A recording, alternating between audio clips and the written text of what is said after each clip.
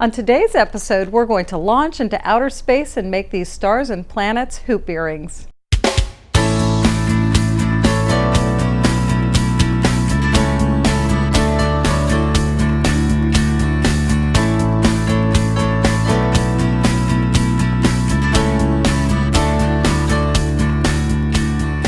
What you'll need to make your stars and planets hoop earrings today are 2 colors of clay, white and black. I'm using the Fimo Professional. Then cut off about 3/8 of a block of each one. Roll them through your pasta machine. I'm using the second thickest setting, which is about 3/16 of an inch thick, and cut them into rectangles. I've used a pattern here that is 1.5 inches on the narrow side and 3 inches on the wide side.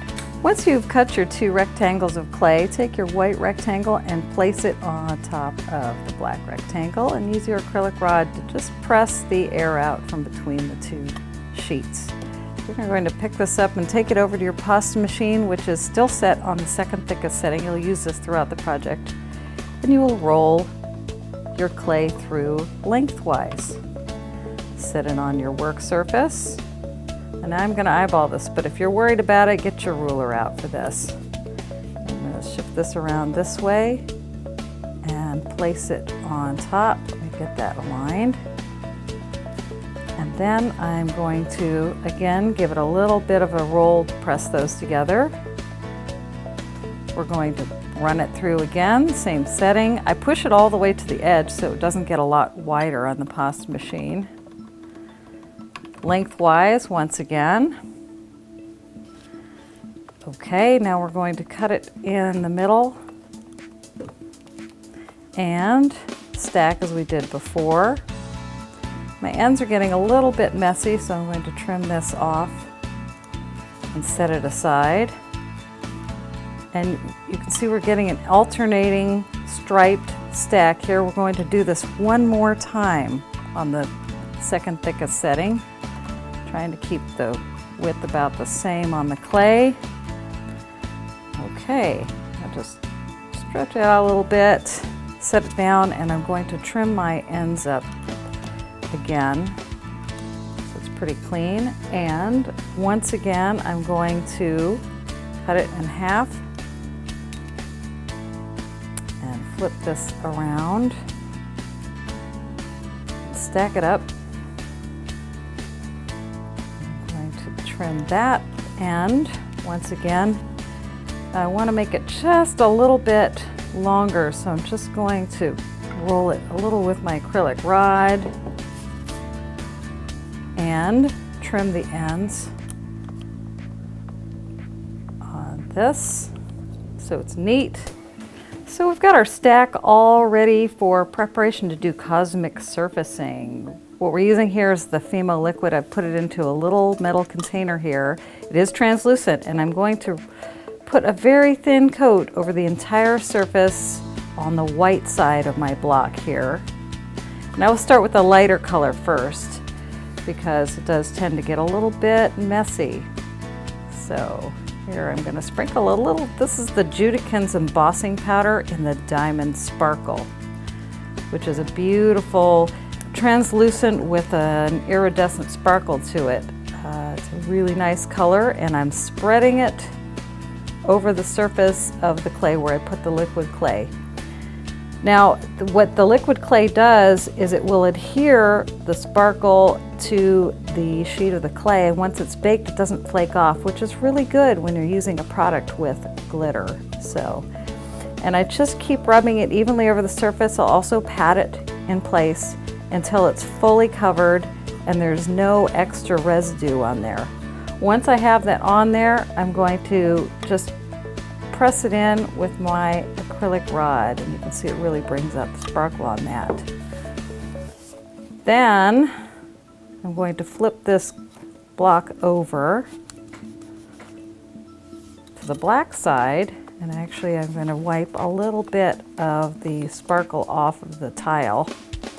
Place this back on here. Got to have some paper towels around when you work with liquid clay. And then do the same process on the black side. Now it's not sticking the towel because it's a very dry surface on the back side, so you may need to hold it in place to get the liquid clay in there. You don't want to make it liquidy, you just want it to be sticky. Because if you get too much liquid clay in there, you're going to need a lot of embossing powder to kind of dry it up. So this is appropriately called Galaxy, and since we've got a whole cosmic themed project going today, this is perfect for that. Really love this color. And I'm just going to do the same thing and spread it to the edges of the piece of clay, and you will definitely need to hold it in place this time. And if you haven't added enough of the embossing powder to the surface, you can always go back and add some more. This actually was about the right amount, and as you can see, as I rub my finger over the surface, it's very dry. It's not flaking off. There's not a lot of excess falling onto the tile. So that's got a nice coating, and that's what I call cosmic surfacing. All right, I'm going to pick that up and once again wipe my tile off, flip it back over. Actually, it doesn't really matter yet. We're going to use one side, white side up, and one piece black side up, like that.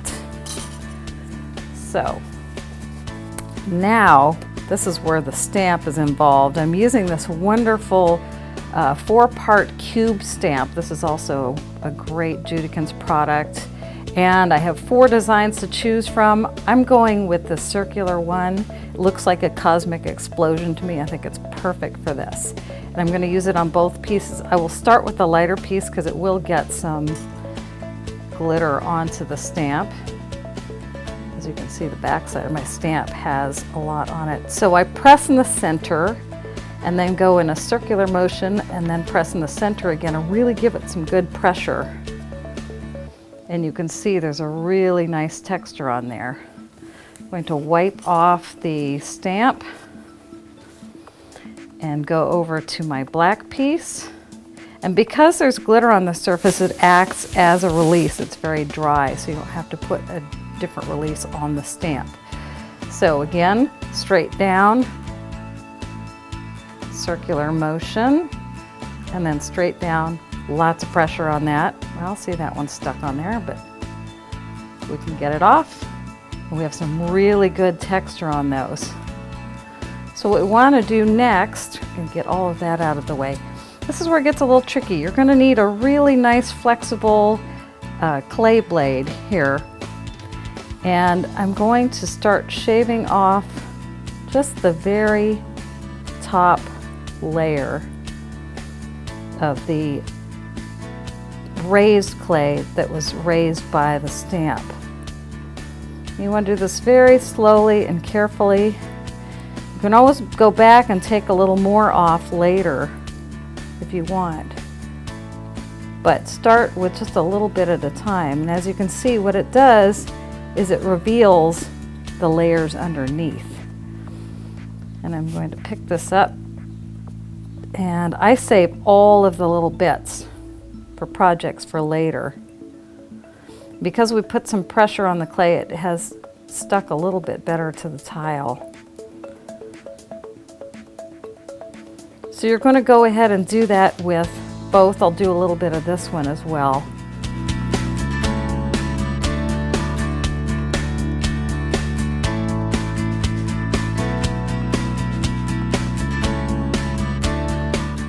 And there are your 2 pieces. Then what you want to do when you get them to a place where you like them, and we'll clean all that up afterwards, is take your, let me get this out of the way, acrylic roller, and you want to flatten the pattern out a little bit, and you'll get a better reveal on the pattern on the clay. So you can see where that really brings out the depth, and you still have a lot of sparkle to it. I'm going to do the same with the black. All right. So those are now ready for cutting out your patterns. Now we have our sheets all ready to cut out our planet and star shapes. So I've got a nice round cutter for the planet. This is about 1 inch and an eighth is about the measurement of this circular one. What I'm doing is I'm looking through the cutter to see where I like the pattern. I think, this is a tough one because there's a lot of good stuff on here. I'm going to cut that out there. It's nice to work on this towel, and then we can set aside the rest of that. But the clay is sticking nicely on the tile. I think on this one we're going to go down in this corner with the star. So just like the way the colors, well, I guess the stripes and patterns are going across it. And I'm going to make a smaller cut out of the center, this one round. Now I see my cutter was a little off the round shape, but you can just sort of stretch it back into shape. That's one of the great things about polymer. And what I want to do is center the smaller circle over the larger one to make a nice even edge on it. This is sometimes can be a little tricky. I'll try and get it right. This is a 5/8 inch circle. And so we have those two pieces there. Then I'm going to use a 5/8 inch star, just sort of matching the star up with the larger one. Set it in place. This is a little harder. This is a slightly narrower edge, so it's hard to get it even, but press down on that. And we've got two stars and two circular pieces. Now what we're going to do to make the earrings a little more interesting is reverse the two. So this is how your earrings will be assembled. But before you bake these, you want to make sure that you add head pins so that you have a wire sticking through in order to finish the pieces. So this one, I'm going to put this from the inner edge to the outer edge through one of the points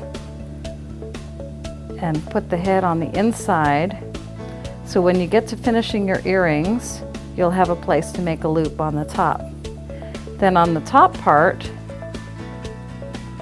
the head pin will go from top to bottom. And I love working with polymer because it's so forgiving as a material. I'm going to slide that all the way in, reshape my little circle there. And those are ready for baking. And you're going to do the same thing on the circle. Find a spot that you want to be the top center of the earring. Put your head pin from the inside to the outside of the loop. And on the star, you'll want to go from the top point. What I'm going to do on this is start actually at the bottom and then reverse the head pin, because otherwise you'll smash the little tip on this tiny star. So I'm putting it through that way. I'm going to slide it off, turn it around, and put the head pin back in from the top so I don't totally lose my top point there. And those are now ready to be baked. So now that you've baked and cooled your earring pieces, you want to make sure to slide your head pin up into place.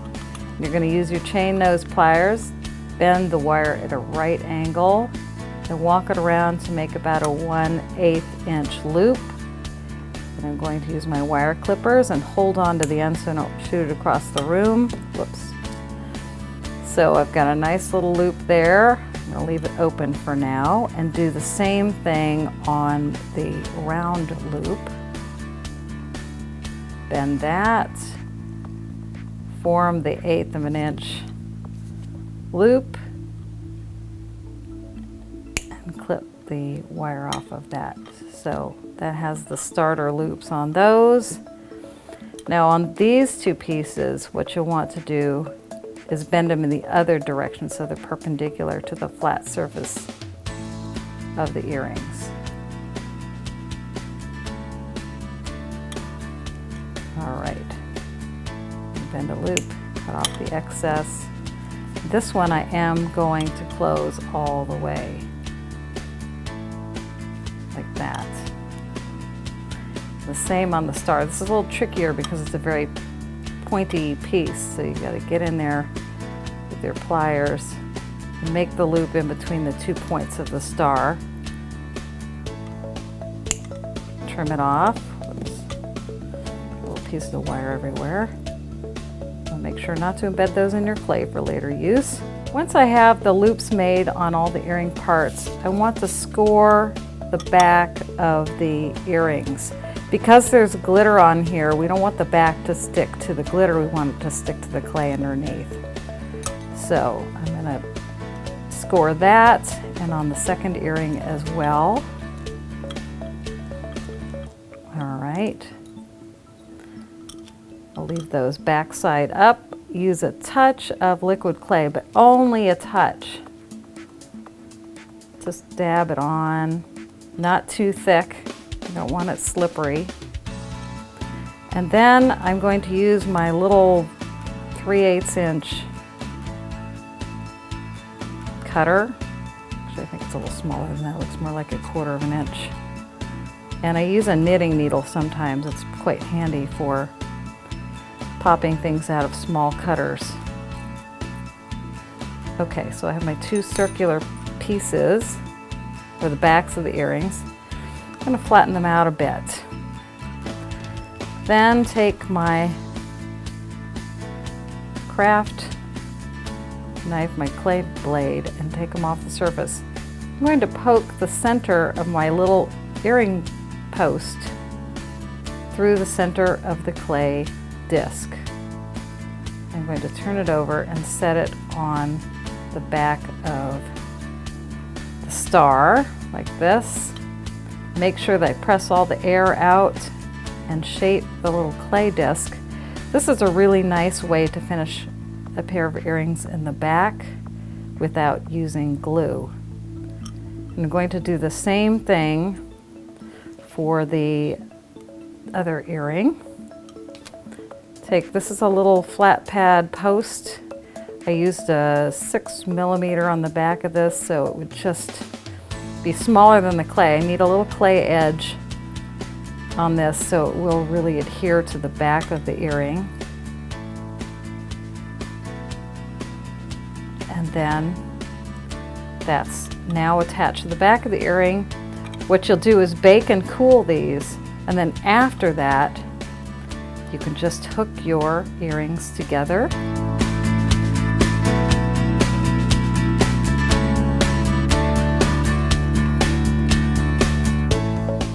Just like that. Oops. And you'll have your star and planet earrings. It's optional. You can use a Fimo gloss on the surface of that if you want to bring out the glitter a little bit more, but they'll work just like that as well.